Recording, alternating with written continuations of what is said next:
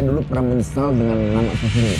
Nama saya Immanuel Ebenezer. Lantas saya lahir di tempat mayoritas orang Islam semua. Dan faktanya malah saya dibesarkan oleh Kiai. Jadi ketika mereka lihat ada acara ini, mereka ambil acara itu, statement-statement para tokoh untuk menyerang ketawa dia. Oh iya, teman-teman mungkin nunggu konflik ya, nunggu berantem ya di sini ya.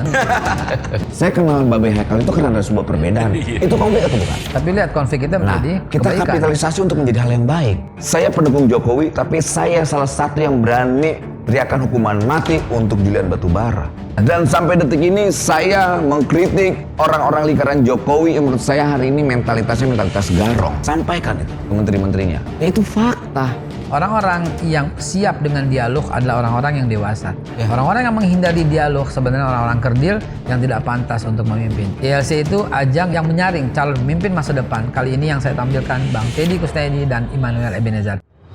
Cyber TV, inilah saluran pemersatu bangsa yang menyatukan semua elemen, semua anak bangsa.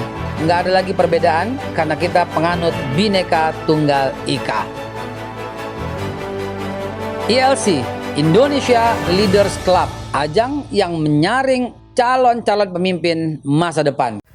Nah, inilah pagi yang berbahagia buat saya karena belum pernah acara ini, walaupun ini siaran tunda, tapi saya harus informasikan kepada semua. Dari hampir setahun perjalanan Cyber TV, inilah yang paling pagi dihadiri oleh dua orang yang paling tertib dalam kedatangannya, nggak pakai nunggu-nunggu, ya. Dan sebagaimana acara ini Indonesia Leaders Club ILC, bukan ILC-nya Bang Karni, kita rehat sejenak, bukan.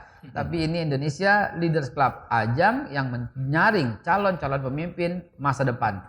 Sering saya katakan bahwa ini akan dibukukan, akan dinarasikan, dan kemudian buku ini adalah sebuah alternatif. Tokoh-tokoh yang tampil di ILC-nya Cyber TV ini akan kita usulkan sebagai calon pemimpin di masa depan. Indonesia dengan kemajemukan bangsa ini, dengan kebinekaan anugerah Tuhan ini, mesti kita tampung semuanya tanpa membedakan asal-usul yang bersangkutan. Terima kasih kritiknya, saya mohon maaf yang sebesar-besarnya di depan publik ini, dan sekaligus mudah-mudahan ke depan selalu ada perbaikan. Orang yang tampil kali ini adalah istimewa. Gimana nggak istimewa? Di luar katanya sering berantem, sering berbeda pendapat. Gue bilang ya, berbeda pendapat itu nikmat, tau nggak? Yang parah itu kalau semuanya nggak ada beda pendapat, itulah kematian gitu ya. Siapa lagi kalau bukan Bang Immanuel Ebenezer. Terima kasih, Mas Deddy. Nah, Bang Immanuel Ebenezer ini dipanggil Bang Noel, kita tahu kritisnya ya, dan beliau adalah salah satu pemimpin yang mengusung Presiden Jokowi, dan teman juga tahu saya juga salah satu yang tidak mengusung gitu, mengusung yang lain. Tapi lihatlah kita di sini kompak dan tetap bersaudara gitu ya. Satu lagi yang di televisi sangar, berdebat ya dengan berbagai macam argumentasi yang menurut saya masuk akal, sehingga saya mengundangnya kemari sebagai salah satu kandidat. Nah gitu. Siapa dia? Bang Teddy Kusnedi. Baik, terima kasih teman-teman. Itulah sedikit intermezzo. Saya kelihatannya harus ke Bang Teddy dulu. Karena ya kalau dari umur atau jenggot kan panjangan dia. Bang Teddy jenggotnya banyak. Tapi kenapa nggak pernah dikatain kadrun? Saya yang kagak ada dikatain kadrun. Bang Teddy, pertanyaan saya simpel. Apa sih yang Bang Teddy usulkan, minimal 3 usulan perbaikan untuk nasib bangsa ke depan? Itu dulu, nanti kita kupas dari situ. Ya sebenarnya sih nggak harus 3, nggak harus 1, harus 2 gitu usulannya. Oke. Tapi yang penting kembali saja ke kembali ke rohnya atau dasarnya cita-cita para pendiri bangsa ini. Ya, dimana menurut saya yang namanya Bhinneka Tunggal Ika, terus uniknya Indonesia ini ya Bang ya, segitu banyak perbedaan, ya, yang kalau kita dibandingkan dengan negara lain mungkin kita yang paling banyak, beda. ya kan? Bahkan di satu tempat saja bahasanya bisa beda-beda gitu, bahkan makanannya pun berbeda, tapi di sini satu gitu. Nah ini kan selain memang founding father kita membentuk ini, sekaligus memang anugerah buat kita. Betul. Bahwa perbedaan itu kok bisa ngopi bareng, masih bisa ketawa-ketawa bareng. Yang satu ke masjid, yang satu ke gereja itu gak ada masalah gitu. Kembalikan itu. Itu saja sih saya pikir kalau itu dikembalikan, progres untuk kemajuan bangsa ini otomatis berjalan. Karena kalau sana itu tersendat, ya kita mau bicara bagaimana majunya Indonesia itu Malah agak mundur, sulit. malah mundur Iya. jauh ya. Tapi kenyataannya, faktanya kejadian sekarang seperti itu kan ya. Ngeri kita. Ya. Dulu saya punya temen main galasin bareng-bareng, main petak umpet bareng-bareng sama temen sahabat saya. Dia seorang Chinese, Kristen, rumahnya dempet sama saya. Dan sampai sekarang masih tetap menjadi sahabat saya. Kemarin belum lama ketemu, dia bilang ini, heran ya Kak, lu dibully habis-habisan gara-gara begini. Dia yang tahu kita dari kecil dari awal, jadi sampai ngobrol kayak begitu. Dan klien saya Bang Noel, klien saya juga rata-rata orang Chinese juga, karena saya kan apa namanya trainer buat sales, buat marketing kan. Sampai heran, itulah buzzer, saya bilang, buzzer itu terus begitu ya, ngata-ngatain padahal nggak kenal, nggak apa, tapi ngata-ngatain. Tapi teman-teman sekalian, sedikit intermezzo, mungkin di antara kita bertiga yang paling banyak dimaki-maki beliau. Tapi beliau punya kiat gitu ya. Bagi dong kiatnya ke kita.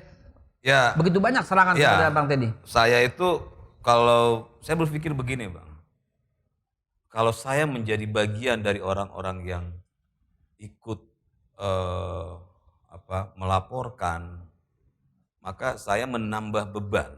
Oh iya, banyak banget yang kalau menurut delik hukum udah bisa dilaporin. Sangat. Sampai wajah diganti apa Sangat.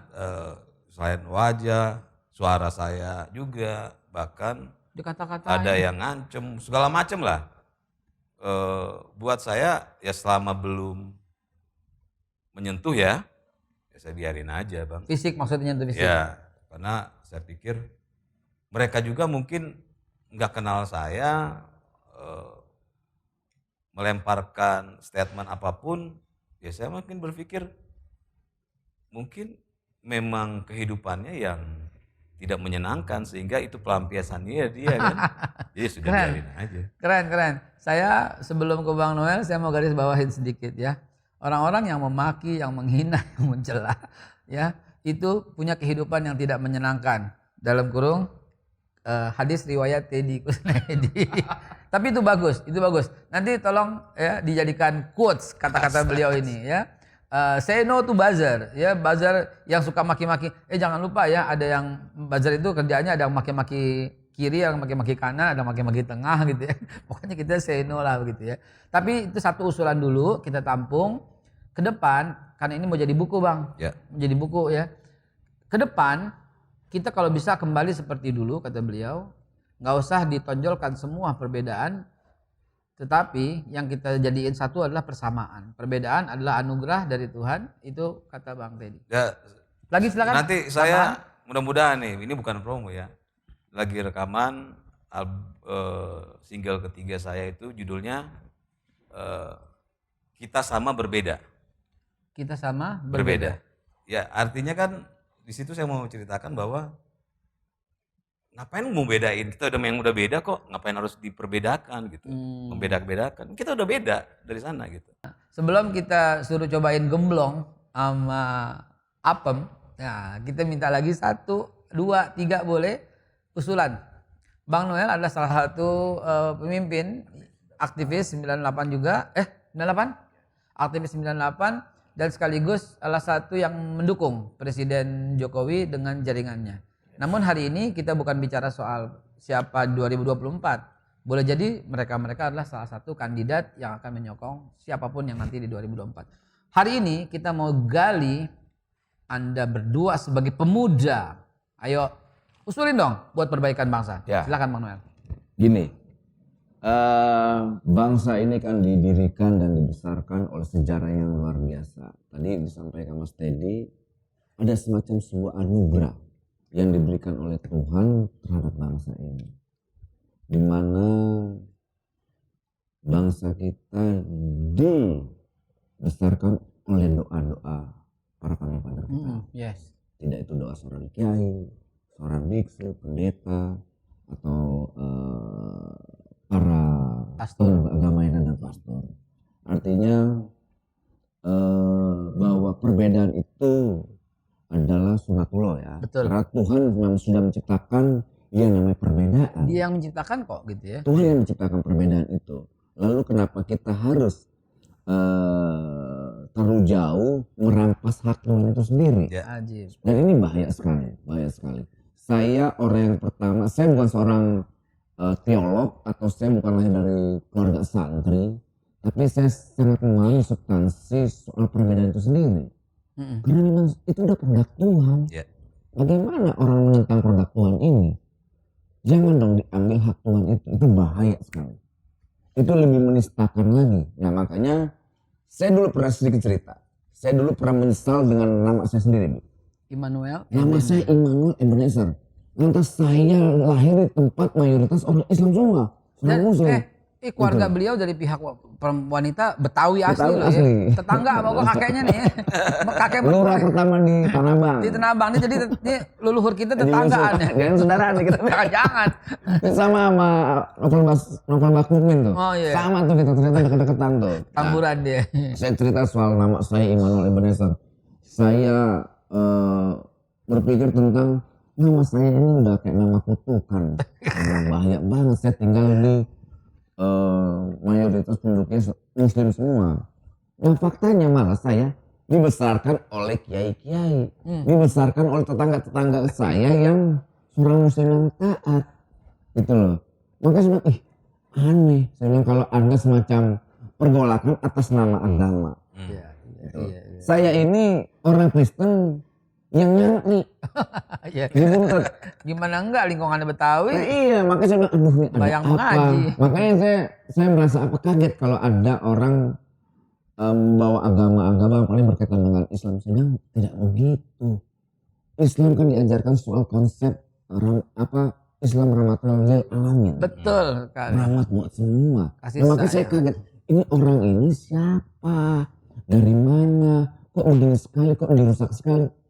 Islam itu berkah buat semua manusia. Betul sekali, betul. Kenapa kita harus kayak yang paling mengambil hak Tuhan? Nah, itu saya marah sekali. Apalagi berkaitan soal kebangsaan, Babe. Ini merusak kita. Saya sebagai anak bangsa yang kebetulan kalau dalam struktur sosial entitas yang paling minoritas. Saya ini udah Kristen Advent lagi. Ditambah lagi saya udah forkot lagi. Wah, saya bilang kalau ditangkap FPI paling babak belur saya ini. Udah gak ada maafnya. Apalagi kalau kawan-kawan yang kemarin teriak-teriak khilafah berkuasa. Waduh, saya gak ada ampun. Saya apa cerita? Kalian yang Muslim, yang NU, dipenggal kepalanya belakangan. Kita nih udah Kristen Advent forkot lagi gue bilang. Aduh, mati kita dimutilasi sama orang lain. Tapi kan saya punya keyakinan lah. Gak begitu lah Islam gitu kan? Gak begitu Islam. Tidak begitu, sangat tidak begitu. Saya yakinkan 1000% bahwa itu bukan kultur seorang Muslim. Karena kultur Muslim di Indonesia ini mengikuti apa yang ada di Al-Quran. Soal rahmatan lil alamin itu sendiri. Jadi kalau mereka yang teriak-teriak bunuh, atau teriak-teriak kafir, bakar, saya yakin itu bukan mewakili suara Muslim atau suara Islam itu sendiri. Terima kasih. Jadi Terima kasih. kita bersyukurlah. Karena kita masih bisa bergandengan tangan. Dulu kalau ada gereja dibangun, itu yang membangun tuh kawan-kawan kita, saudara-saudara saya dari seorang Muslim. Rame-rame. Begitu juga kayak saya punya tradisi depan rumah saya kebetulan masjid, itu setiap bulan puasa pasti saya ngebersihin. Nah, Itu pasti saya ngebersihin. Cek tetangga saya, ini bukan hoax. Selalu saya ngebangun tradisi. Kenapa? Saya sudah membangun hal yang paling terkecil anak saya. iya. Kalau kita membangun dari hal yang terkecil, mendidik dari hal terkecil, yang komunitas yang paling kecil lah ya, keluarga. Kita membangun narasi kebencian. Mereka juga akan menularkan itu. Sip. Dan makanya saya bilang, ayo kita bangun dari hal yang terkecil. Makanya saya marah kalau anak saya ngomong, kamu Kristen, kamu Hindu. Jangan. Itu bahaya. Gitu loh. Biarkan pilihan-pilihan hidupmu ini, biarkan Tuhan yang menentukan. Gitu. Jangan kita yang menentukan, kita menjadi hakim buat keyakinan orang lain, itu tidak baik. Tepat sekali. Gitu. Tepat Jadi sekali. harapan saya ke depan, Babe, kebinekaan ini yang menjadi sunatullah ini, kekayaan buat bangsa ini, jangan dirusak dengan narasi-narasi yang bisa memecah belah bangsa ini. Karena ini sayang, karena saya yakin sekali ketika bangsa ini pecah, yang akan menangis itu ulama-ulama kita yang memperjuangkan bangsa ini sampai ada. Mereka para pemuka agama ini, karena kan ini kan hasil dari doa seorang kiai. Maka bangsa ini ada. Betul. Kemudian kayak saya sebagai pengisinya, sebagai seorang Kristen, ya saya harus baik juga dong. Yoi. Setuju. Tidak ada di dunia penduduk mayoritas Muslim, orang Kristennya hidup nyaman. Cuma di Indonesia. Itu fair, itu kata-kata yang sangat lumrah dan wajar. Iya, itu yang saya nyampaikan, saya Immanuel Ebenezer. Nama saya sudah Kristen banget, susah mau ngubahnya. Kalau nama-nama Jawa, Yanto Supriyanto, Maman apa, masih enak. Walaupun dia Kristen namanya masih ketutup. Nah, saya Immanuel Ebenezer. Udah Kristen, Advent Forkot. Udah Kristen, Advent Forkot lagi. Aduh, udah di Kristen juga minoritas. Digerakkan juga banyak musuhin. Apalagi sekarang jadi pendukung Jokowi. Aduh, makin deh saya bilang. Jadi teman-teman sekalian, ini sangat berbobot, sangat bermutu, dan teman-teman harus mengambil garisnya. Dan kita mesti perdalam lagi setelah yang mau lewat dulu sebentar. Aji. Kita rehat sejenak.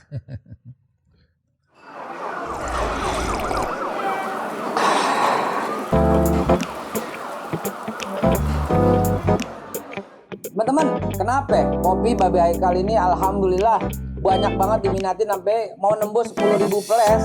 Saya tambahin lagi formulanya, dan ini betul-betul untuk membuat imun makin kuat. Dan imun yang kuat itu bikin COVID-19 kagak nyampe ke badan kita. Apa rahasianya? Ini dia. Di dalam kopi Babe Haikal ini akan saya masukin tambahannya ini: cengkeh, bunga lawang, temulawak, jahe, kapulaga, kayu manis, semuanya digerus, dihancurin, dihalusin. Nah, setelah itu dicampur sama gilingan kopi. Jadilah kopi Babe Haikal yang insya Allah nambah imun. Ada badan pomnya, ada semuanya nih. Ya, ini kita persembahkan khusus buat Jakarta yang deket-deket, kita anterin langsung. Yang jauh-jauh bisa kita kirim. Jangan lupa ini buat imun. Dengan minum pagi sore teratur, insya Allah imun bakal kuat. Ini kan sudah terbukti nih, ramuan leluhur. Dan kita kemasnya dalam bentuk namanya kopi Maulid. Insya Allah buat imun kita makin bagus dan imun yang kuat. Awal mula kesehatan.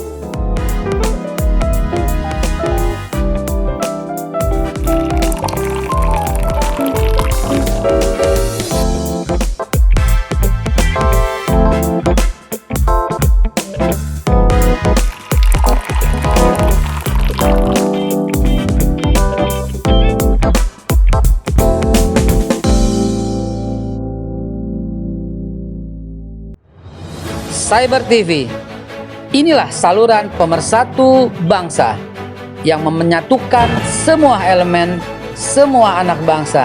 Nggak ada lagi perbedaan karena kita penganut Bhinneka Tunggal Ika. ILC, Indonesia Leaders Club, ajang yang menyaring calon-calon pemimpin masa depan. Nah, teman-teman sekalian, semakin terbuka. Jadi teman-teman harus lihat, jangan cuma judul. Lihat semua dan dengarkan tayangan-tayangan ajang yang menyaring calon-calon pemimpin masa depan. Mereka berdua yang tampil telah mengatakan sesuatu yang luar biasa yang harus saya kulik-kulik lagi. Nah, kulikan saya yang kedua sebelum nanti kita 3 sesi. Yang kedua itu adalah gini. Faktanya, saya kembali ke Bang Teddy. Bang Teddy, faktanya sekarang ini enggak seperti dulu lagi. Faktanya. Sebagaimana Bang Teddy habis diserang oleh orang-orang yang tidak sependapat, dan yang serang itu juga beberapa saya kenal, dan saya bilang lu nggak boleh begitu dong. Kalau saya bilang begitu, bilangnya apa? Lu udah belain dia. Buset, kenapa lu jadi ngotot gitu kan? Dan saya ada satu kata yang harus saya tampilkan tadi keburu iklan, saya mau garis bawahi sama yang Bang Noel katakan. Teman-teman, saya belum pernah dengar orang Kristen mencela agamanya atau pemuka agamanya. Saya juga belum pernah dengar orang Buddha mencela wihara atau pemuka agamanya, biksunya. Saya belum pernah dengar orang Hindu maki-maki candi atau maki-maki para pemuka-pemuka agamanya. Belum pernah dengar. Tapi yang banyak terdengar adalah orang Islam yang mencela masjid dan mencela Quran dan memaki-maki para ulamanya. Ada apa ini? Maka kesimpulan kita adalah Indonesia harus dipertanyakan lagi apakah benar Muslim majority. Apakah majoritinya adalah orang-orang yang sering menghina agama itu? Boleh jadi barangkali. Ntar kita bahas lagi tentang keberagaman ini, kenapa jadi begini, apakah di negara lain juga begitu. Keluasan faham Bang Noel tadi menyatakan bahwa banyak negara-negara di mana Islam mayoritas tapi minoritasnya tuh nggak nyaman, tapi di Indonesia ini nyaman. Mudah-mudahan Indonesia menjadi contoh bagi seluruh bangsa di dunia gitu ya. Jadi balik lagi Bang Teddy, kan faktanya nggak begitu ya. Faktanya adalah kita berbeda. Bang Teddy dibully, saya bilangin jangan begitulah, saya kena. Berapa kali orang menghina Presiden Jokowi, saya bilang begitu nggak boleh dong, itu fisik. Wah, lu dapat duit kah? Lu dapat duit? Buset, gue dapat duit. Itu fisik kagak boleh dong bro, itu kan ciptaan Tuhan. Saya bilang, mendingan lu kalau umpamanya lu mau kritik kayak gue aja, kritik kebijakannya. Dulu bilang nggak ngutang, sekarang faktanya ngutang. Nah itu lu gali aja kenapa? Dulu bilang nggak impor, sekarang kok jadi impor? Itu lu gali kenapa? Jadi kita bisa usulin perbaikan begitu. Nah sekarang Bang Teddy, kalau tadi udah ada usulan ke depan, kita kembali ke UUD 45 mungkin ya, atau ke Pancasila atau ke 45 ya. Faktanya kan sekarang berubah. Kenapa perubahan itu terjadi? Kenapa kita jadi musuhan? Kira-kira analisa Bang Teddy gimana? Ya, saya ini sering ya, saya selalu mungkin pendapat saya ini banyak yang tidak suka, baik dari kelompok A dan B. Saya nggak bilang kiri dan kanan. Ya, karena saya tidak pernah mau mengikuti pemikiran di kubu manapun. Saya punya pemikiran sendiri yang menurut saya benar, ya saya sampaikan. Kadang-kadang kalau kawan saya tuh bilang, lu sebenarnya mau kemana sih Ted? Gitu kan? Kadang-kadang lu bela ini, gue bilang gue nggak bela. Ketika gue menyampaikan sesuatu, efeknya bahwa yang lu anggap musuh itu ternyata memang benar, ya kita harus katakan benar, ya kan? Jadi jangan kita membuat pembenaran untuk menyenang-nyenangkan kelompok kita. Dan saya mengatakan kalau you nggak mau dengan pendapat saya, sudah nggak peduli saya, ya. Nah jadi intinya, kenapa kita berbeda nih? Saya bilang salah satu yang menyebabkan perpecahan ini, kalau dulu kan saya kecil sampai remaja sampai itu kayaknya nggak ada masalah deh, ya kita dulu nggak ada.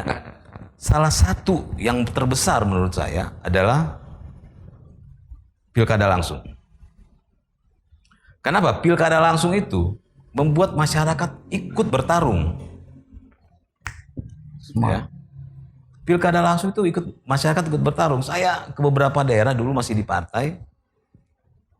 Saya ngelihat langsung di pasar itu ribut. Karena kita waktu itu mau pilkada, kita partai saya waktu itu ngusung calonnya A gitu ya. Itu ribut di pasar. Kita lagi ngopi.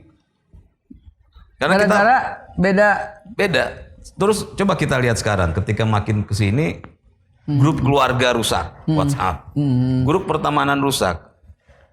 Kenapa? Karena masyarakat disuruh ikut berpolitik, ikut bertarung, ya. Nah, dimulai dengan pilkada langsung itu, maka setiap orang itu yang bertarung itu akan menginginkan bagaimana meraup suara terbanyak kan, sebanyak-banyaknya. Akhirnya setiap tahun, kalau dulu kan belum pilkada yang di per 5 tahun sekarang kan dulu kan setiap tahun mungkin ada pilkada di beberapa daerah. Itu jadi pembelajaran setiap masyarakat untuk bertarung. Yes. Bertarung sehingga akhirnya kebencian muncul, apapun akhirnya digunakan. Dia mau tembak pakai apa lagi nih? Lama-lama agama, lama-lama suku, lama-lama yang lain gitu. Jadi gue gregetan, saya bilang pilkada langsung penyumbang terbesar kerusakan di negara ini.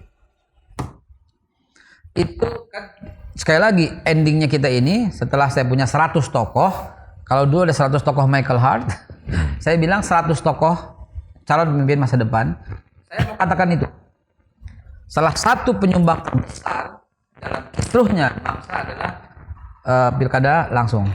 Top, Marco top. Sebenarnya inilah yang membuat saya makin hari makin banyak sama beliau. Kenapa? Sila keempat. Kurang jelas apa? Kerakyatan yang dipimpin oleh hikmah. Jadi pimpin lo ya. Kebijaksanaan dalam permusyawaratan perwakilan. Apa kata perwakilan? Nggak ada. Kalau kita kembali pada Pancasila yang murni dan konsekuen, angkat topi setuju kepada beliau. Salah satunya adalah pelanggaran terhadap sila keempat. Memang betul Pancasila sakti yang dicanangkan Presiden Soeharto emang sakti buat bangsa kita, begitu ya. Oke, sekarang kita kulik lagi dari Bang Noel. Faktanya adalah udah terjadi nih perbedaan ini udah terjadi. Karena udah terjadi perbedaan ini, tolong berikan alasan juga. Selain daripada pilkada langsung, kenapa nih kita berbeda terus dan ribut terus? Karena gini, pertama kita ada beberapa fase sosial yang loncatannya selalu tidak pernah ketemu. Kalau kita belajar dari Eropa, proses peradaban, loncatan peradabannya juga bagus. Dari kultur masyarakat yang feodal, masuk ke masyarakat yang fasis, kemudian masuk ke masyarakat industri. Kita ini kan tidak campur-campur. Belum lagi sekarang fasenya revolusi industri yang 4.0, kita juga masih gagap loncatan-loncatan itu. Nah, kalau saya sedikit tidak sepakat dengan Bung Teddy berkaitan bahwa pilkada memiliki kontribusi terhadap konflik sosial. Salah satu penyumbang katanya. Penyumbang, punya kontribusi besar, iya. Tapi harus dipahamin juga bahwa orang terkadang punya kedewasaan dengan konflik. Karena ini proses konflik. Ini yang harus bangsa ini memang harus dewasa dengan hal yang kayak begitu. Tidak ada bangsa manapun dewasa dengan instan, termasuk kita. Kita dari kecil aja untuk menjadi besar itu prosesnya dari jalan merangkak, jalan jatuh, merangkak lagi jatuh sampai jalan yang sempurna sampai detik ini. Dan begitu juga kesuksesan seseorang itu selalu melalui prosesnya kegagalan, Pak. Pasti ada sebuah konflik di situ. Entah itu konflik batin, konflik apa, dan semua. Artinya harus dipahamin bahwa konflik itu menentukan seseorang itu menjadi maju atau tidak. Nah, tergantung sikap kita. Kalau kita memahami konflik itu sebagai membuat kemunduran, ya orang itu bodoh. Gitu. Jangan dianggap konflik itu malah membuat kita mundur. Kan tadi kita sudah sepakat bahwa perbedaan itu adalah sunatullah. Gitu. Nah, tinggal bagaimana mengemas perbedaan ini menjadi konflik yang fisik, mencaci maki atau apa. Sekarang gitu. gini Pak, mohon maaf nih, saya bertanya lebih lanjut. Apakah bangsa kita sekarang ini udah siap dengan yang langsung? Sebab yang langsung membuat suara satu orang profesor, doktor. Maaf, saya bukan mengecilkan satu profesi, minta maaf ya. Dengan seorang katakanlah kuli gitu yang mau diarahkan memilih ini itu hanya dengan uang Rp50.000 sehingga suaranya banyak. Apakah kita nggak kembali kepada Pancasila nih, Bang?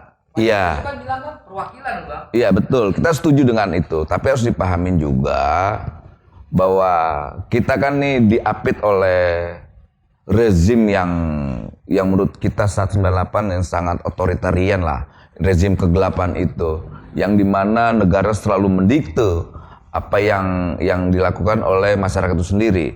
Artinya kekuasaan absolut itu terlalu berlebihan. Nah, kita mau melihat bahwa konflik ini jangan juga terlalu didramatisir semaksimal mungkin. Karena kita lihat konflik sosial di Republik ini bukan didominasi oleh pilkada, tapi didominasi oleh apa?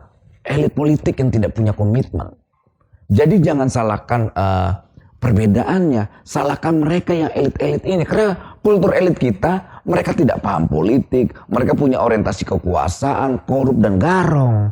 Kalau selama motivasi politik yang ngegarong, ya nggak mungkin, Pak. Kita lihat konflik 2014 sampai 2019 didominasi oleh pilkada atau karena elit? Itu karena elit, Pak. Tidak punya mental siap kalah dan siap menang itu. Nah, begitu kalah dia marah-marah, tidak siap, ngamuk-ngamuk. Karena mereka merasa punya pendukung. Karena kenapa? Mereka memahami demokrasi itu bukan sebuah kendaraan yang mulia dalam konteks politik. Sedangkan politik itu adalah bagaimana menyampaikan tatanan nilai. Faktanya gini, waktu kita open ya, tapi tanpa menyebut nama, si A dia mengeluarkan duit banyak, ternyata dia kalah dan dia marah-marah. Bahkan sumbangannya tuh ditarik lagi. banyak. Ditarik lagi semua. Gini. Artinya kan dia tuh mengeluarkan duit, bayar orang, bayar si A, bayar si B, ngasih yayasan ini. Bayangkan, ada ngasih yayasan berasnya ditarik lagi. Ada ngasih karpet masjid, karpetnya digulung lagi, dibawa pulang lagi. Nah, fakta itu satu berarti ada 10 yang nggak diberitain, mungkin ada 20 yang nggak diberitain di pelosok-pelosok. Artinya pilkada langsung itu belum siap karena masyarakat tergiur dengan uang Rp50.000 dan Rp100.000. Jadi kita kembali ke perwakilan. Kalau umpamanya Bang Noel bilang ini karena elit politiknya juga. Jadi kita punya urutan pemecah belah bangsa saat ini, ada elit juga ada penyebabnya gitu loh, misalnya atau pilkada langsung diantaranya. Kalau kita melihat ada dari hukum kausal sebab akibat itu betul, tapi harus dipahami juga bahwa tadi kembali pada kultur kita yang tadi Babe Hakel bilang tidak siap. Memang semua tidak akan pernah siap, Pak. Bagaimana kalau kita menghadapi 4.0 ini, 4.0 ini? Ada yang siap, ada yang siap juga, Pak. Ini lebih era keterbukaan. Kita bisa disanksi itu di media sosial seperdetik tanpa ada proses hukum. Iya. Itu lebih ngeri, Pak, sanksi sosial itu dibandingin saksi pidana. Iya. Babe ngerasain, Mas Teddy ngerasain lah. Oh, ini belum pernah ya? Waduh, saya ampun. Kan salah satu temannya beliau yang laporin saya ke Polda, ke Mabes. Siapa tuh waktu itu? Oh, Novel. Novel. Oh, laporin. Novel menjadi teman semua. Nah, itulah akhirnya apa? Jadi temannya di sini. Asik. Orang-orang yang dewasa itu memahami perbedaan itu sebuah kekayaan, Pak. Saya dengan Babi secara pandangan politik beda. Tapi apa? Saya menghormati karena sampai saya orang Indonesia. Saya juga. Kita punya kultur. Kultur itu yang harus kita jaga, saling menghormati, menghormati yang lebih tua, itu hal yang mulia, Pak. Nah, kultur itulah yang hari ini mulai digeser. Karena kita lihat bahwa Indonesia selain SDM, SDA-nya juga, Pak, luar biasa. Oke. Oh iya dong. Kita manusia-manusia unggul, manusia-manusia tangguh, Pak. Bayangan berkali-kali bencana, kita masih bisa ketawa-tawa, Pak. Dan ini ada sebuah cerita ketika gempa di Aceh dan di Jogja, dokter psikolog. Dia coba ingin menjadi relawan untuk mendampingi orang-orang yang stres, datang dia ke Aceh. Dia pas sampai Aceh ngeliat orang-orang Aceh itu kok main bola, yang satu main apa. Dia yang gila. Dokter psikologisnya yang gila, Pak. Begitu juga waktu di Jogja. Dan ini fakta, cerita fakta. Bang Noel, saya konfirmasi, mumpung lagi seru-serunya. Pemirsa, saya juga diundang sebagai motivator untuk korban bencana. Dan akhirnya saya tidak ngomong apapun di sana, cuma ketawa-tawa bareng mereka. Tapi nggak sampai gila. Betul, confirm apa yang beliau katakan. Abis gempa mereka masih bisa ketawa, bercanda, dan itulah bangsa Indonesia. Kurang tangguh apa ya kan? Jadi saya bilang, kita kaya secara SDM. Kita orang-orang tangguh. SDA luar biasa juga. SDA-nya apalagi? Bangsa kita ini bangsa seksi, Pak. Semua, ya saya yakin lah ya, ada negara-negara atau orang-orang di luar bangsa ini yang punya ketidaknyamanan karena keunggulan bangsa kita. Baik sumber daya alam sumber daya alam dan manusianya. Jadi saya masih punya keyakinan ke depan nanti bangsa ini akan maju. Karena gini, sebuah bangsa akan menjadi besar ketika dia memulai proses, Pak. Bagaimana kita lihat bangsa Israel, Arab, kemudian Cina, semua mereka punya latar belakang konflik yang luar biasa, Pak. Kita nggak jauh lah waktu Cina, revolusi kemudian berapa juta yang mati, Pak. Iya. Sekarang menjadi bangsa unggul, Pak. Jadi jangan mau kita masuk dengan logika-logika yang sesat, jangan konflik, aduh, kita mampu tidak menerjemahkan konflik itu dengan baik.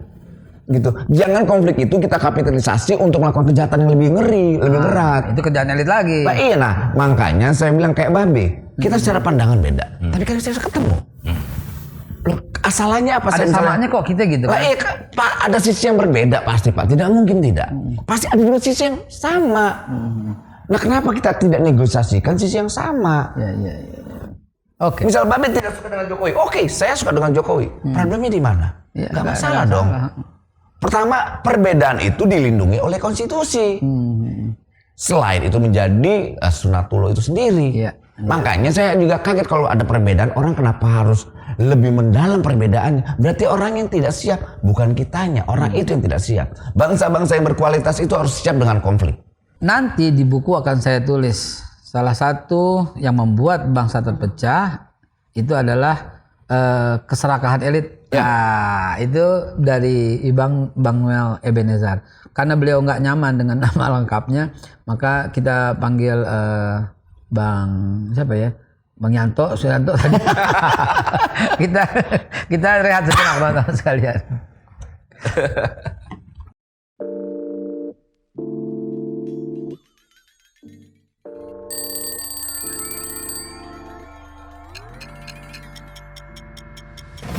Minum kopi itu seni. Kalau Anda nggak punya jiwa seni, Anda nggak menikmati kopi itu. Dan kopi Babe Haikal dipersembahkan untuk Anda yang mengerti akan kopi, juga mengerti nyeninya kopi. Anda cuma minum kopi biasa kalau belum cobain kopi Babe Haikal yang syarat dengan pemahaman seni meminum kopi. Kopi ini dipersembahkan untuk para pencinta kopi yang mengerti akan nikmatnya dan menyeninya untuk minum kopi. Jangan lupa, ini bukan kopi yang biasa lu minum. Cyber TV, inilah saluran pemersatu bangsa yang menyatukan semua elemen, semua anak bangsa. Nggak ada lagi perbedaan karena kita penganut Bhinneka Tunggal Ika. ILC, Indonesia Leaders Club, ajang yang menyaring calon-calon pemimpin masa depan. Teman-teman sekalian, saya pernah mengajukan tesis disertasi, judulnya adalah keberpihakan media massa dan peranannya dalam menciptakan peluang disintegrasi NKRI. Waktu itu di zaman Pak Harto, ya, dan mengajukan beasiswa, dan akhirnya udah sampai itu ya, jadi udah habis sebenarnya, tapi ditolak. Hari ini saya mendapat konfirmasi dari Bang Noel bahwa media-media mainstream turut berpartisipasi. Nah, tadi waktu ngobrol offline, sekarang saya mesti angkat ke online. Nah, teman-teman mesti tahu ide canggih dari Bang Noel. Ulangi lagi Bang Noel, apa tuh soal media mainstream perannya? Kita lihat tadi disampaikan Mas Teddy soal kontribusi konflik sosial itu lahir dari pilkada. Akhirnya beliau tidak sepakat dengan adanya pilkada berkaitan dengan Pilkada langsung. alinea 4 Yang langsung di Pancasila. ya. Yang langsung ya. Nah, saya mengkritik hal itu karena konflik sosial itu terjadi berkontribusi bukan karena pilkada dan sistemnya, tapi karena perilaku elitnya yang tidak siap kalah dan siap menang juga. Nah, kembali kepada yang lain, kita langsung masuk pada persoalan kontribusi konflik yang lainnya, yaitu persoalan media mainstream. Media mainstream hari ini kita pahami mayoritas dimiliki oleh elit-elit yang partisan. Media X dimiliki oleh partai ini. A, yang satu dimiliki E, B dan semua. Nah, kita beruntung dengan adanya revolusi 4.0 ini. Ada yang namanya partai media sosial. Mereka tidak punya ketua umum, tapi mereka punya sepakatan gagasan di situ. Partai medsos itu luar biasa. Itu ada di YouTube, ada di ini Cyber TV juga salah satu nih. Ini partisan juga nih. Ada partai media sosial, kemudian ada Instagram, Facebook dan lain-lain. Nah, ini yang hari ini kita lihat media-media mainstream mulai gelisah dengan keberadaan media sosial ini. Karena akhirnya apa? Era keterbukaan itu orang mau bicara tidak lagi mesti ke media mainstream. Langsung aja ngevlog blast ke Facebook atau IG itu rame dengan sendirinya. Mantap. Nah, makanya saya sampaikan kritis dengan cara yang terbaik adalah jangan berpikir sangat partisan. Karena kita belajar dari apa yang pernah saya lakukan. Kayak sekarang saya detik ini. Saya pendukung Jokowi, tapi saya salah satu yang berani teriakan hukuman mati untuk Julian Batubara. Saya apresiasi, saya baca. Dan sampai detik ini saya mengkritik orang-orang lingkaran Jokowi yang menurut saya hari ini mentalitasnya mentalitas garong. Sampaikan itu ke menteri-menterinya. Dan ya itu fakta. Karena segini, saya berinvestasi kebebasan yang saya miliki hari ini itu puluhan tahun. Tidak mungkin saya harus mengorbankan integritas saya karena hal yang sepele. Kekuasaan itu outsourcing, Pak. 10 tahun itu 2 kali pemilihan. Itu juga kalau terpilih kedua kalinya. Gitu. Jadi menurut saya perilaku-perilaku yang partisan, perilaku-perilaku yang kecenderungan untuk mengagumi seseorang, sudahi. Itu tidak mendidik. Tugas kita adalah bagaimana mengedukasi rakyat ini dengan cara yang cermat dan cerdas. Karena bahaya sekali jangan sampai publik nanti ini akan disesatkan oleh narasi-narasi yang berorientasi kepada kepentingan yang sangat pragmatis, bukan kepentingan yang ideologis. Makanya saya senang sekali diskusi hari ini dan materinya tentang langkah soal kebangsaan ke depan nanti. Saya sangat respect dengan diskusi hari ini. Makanya sedikit lagi saya yang lebih happy. Begitu. Saya yang lebih happy karena nanti bila satu masanya, ini saya ada satu masanya nanti di mana saya akan berkampanye untuk Bang Noel. Karena alur pemikirannya nih yang oke gitu ya.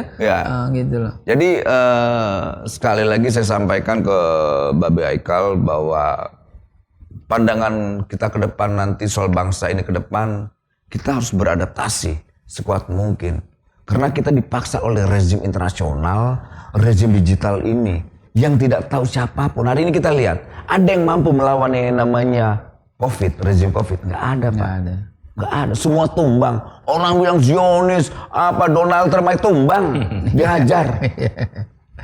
Makanya saya bilang, kita mampu beradaptasi lah dengan rezim digital. Negara sudah tidak ada, Pak.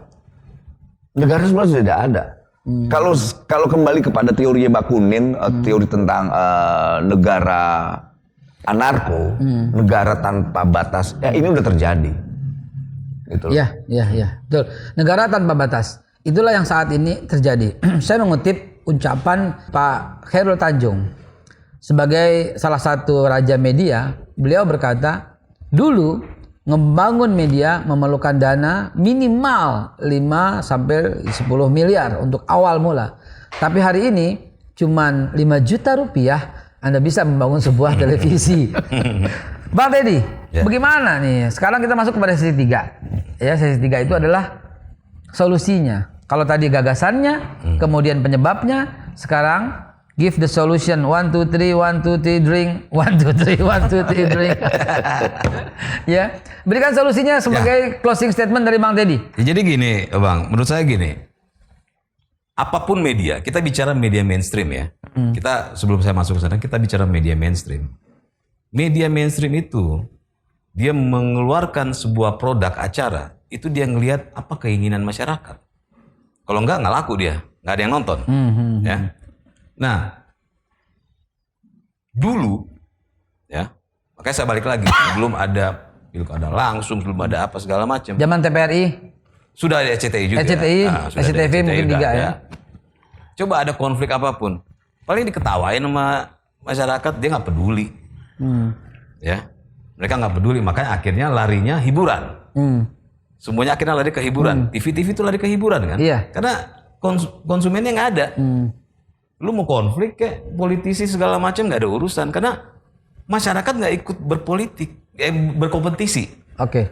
Ya, kan acara-acara itu mulai ada ketika masyarakat sudah ikut berkonflik.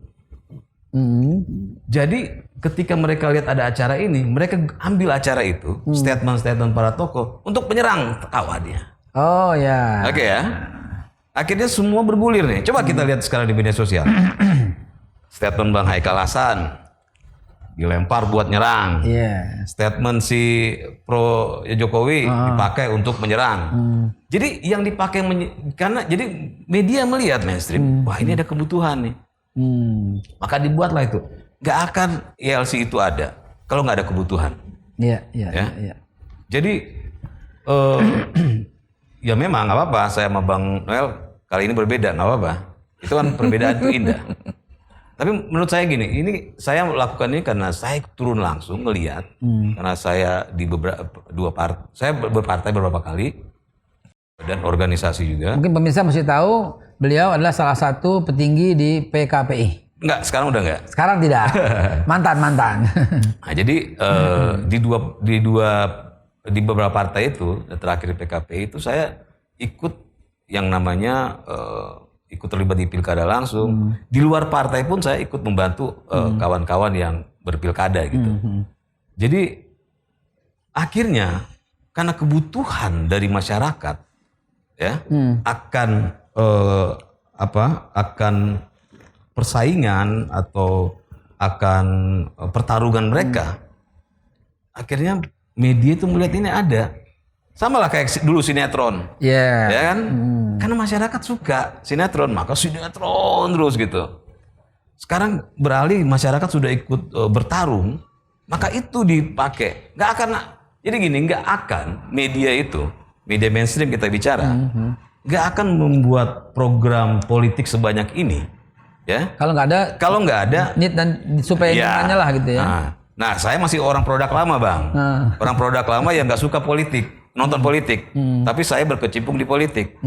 Kalau Abang cek handphone saya, handphone saya itu kalau nggak nonton Andre, acara si Andre, Wendy, nggak ada lain, nggak ada. Bolot. ILC pun kadang saya nonton ILC karena ada saya aja. Kalau nggak ada nggak nonton saya, gitu. Okay. Nah, kabarnya sosial media dibungkam, apa namanya? Iya, saya mungkin orang yang paling ini ya, Twitter saya di suspend, udah gitu saya bangun, belum 4 hari suspend lagi yang kedua. Jadi mungkin saya yang paling tercepat, Bang, di suspend.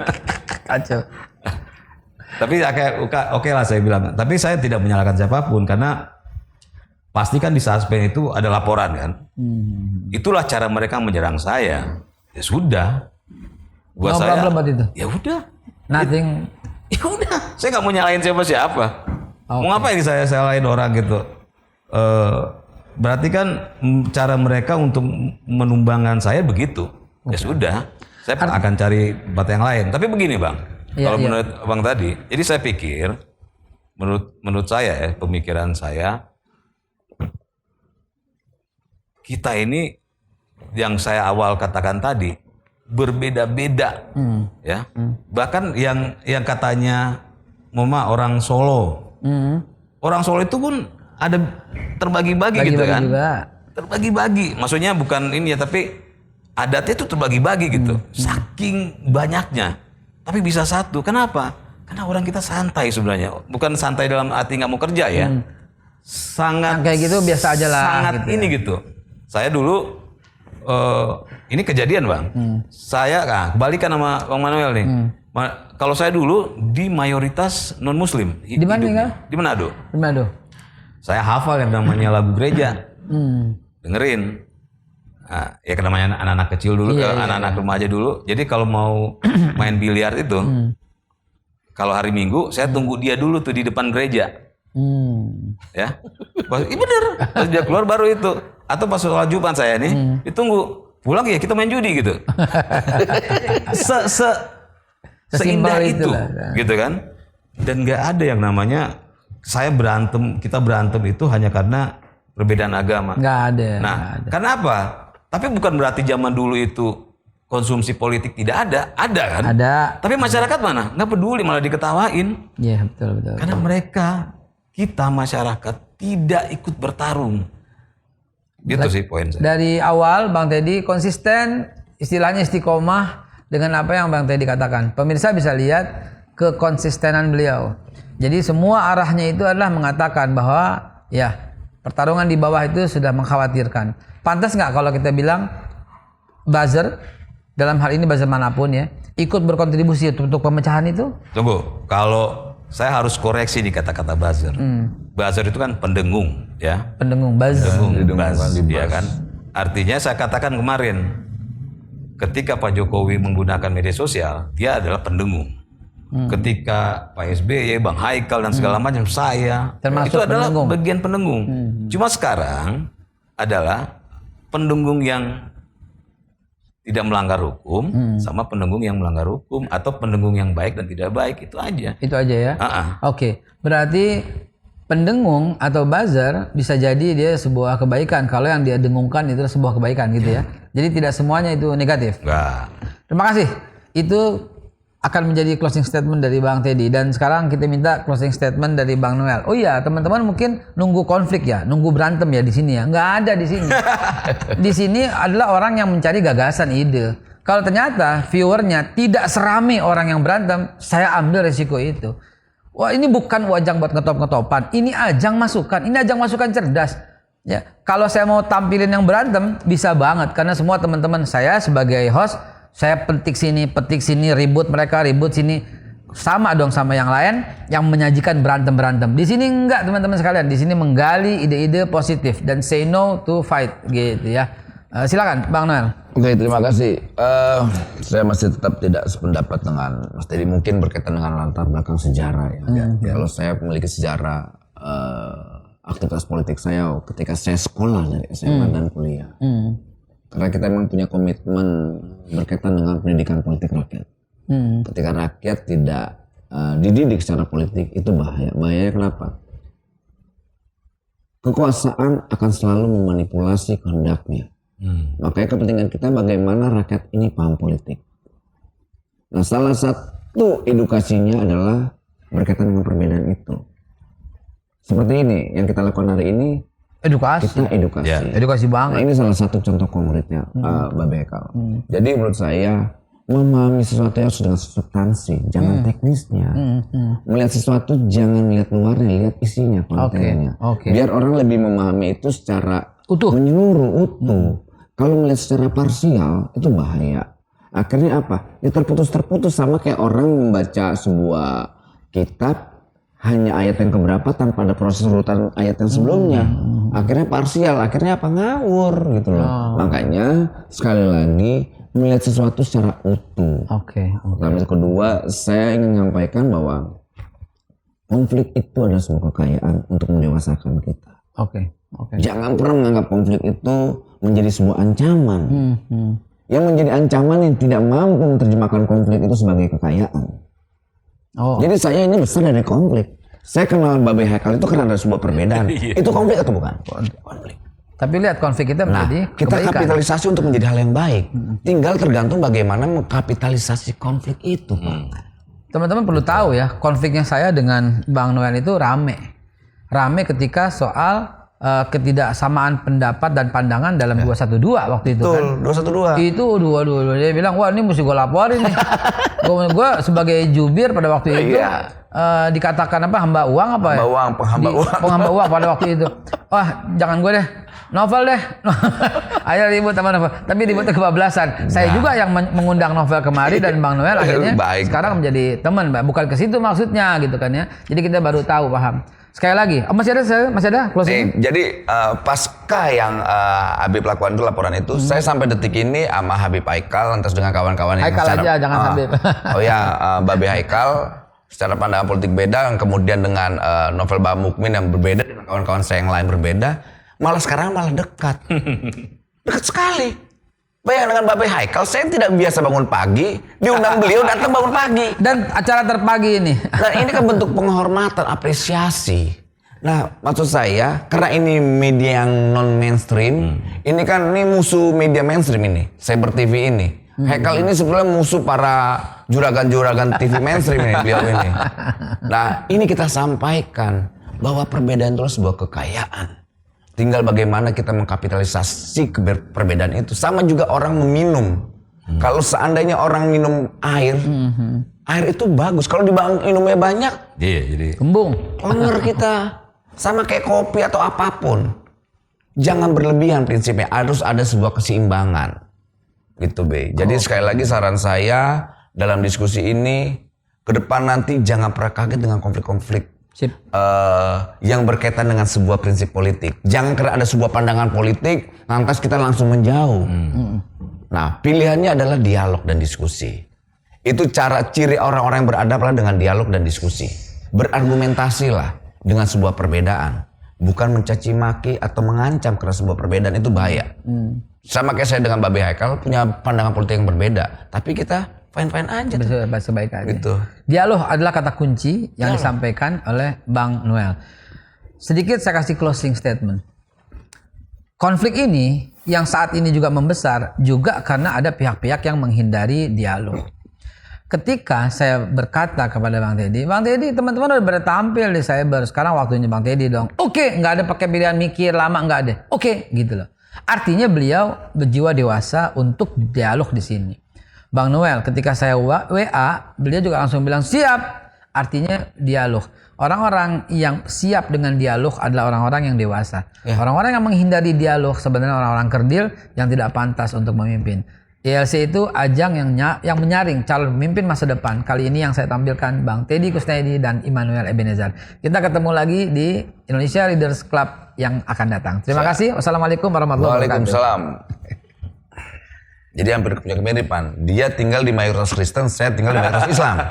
Jadinya kayak begini, bisa ngerti semuanya. Yang ribet adalah orang. Dipimpin oleh Babe Haika, kan luar biasa. Cyber TV. Inilah saluran pemersatu bangsa yang menyatukan semua elemen, semua anak bangsa. Nggak ada lagi perbedaan karena kita penganut Bhinneka Tunggal Ika. ILC, Indonesia Leaders Club, ajang yang menyaring calon-calon pemimpin masa depan.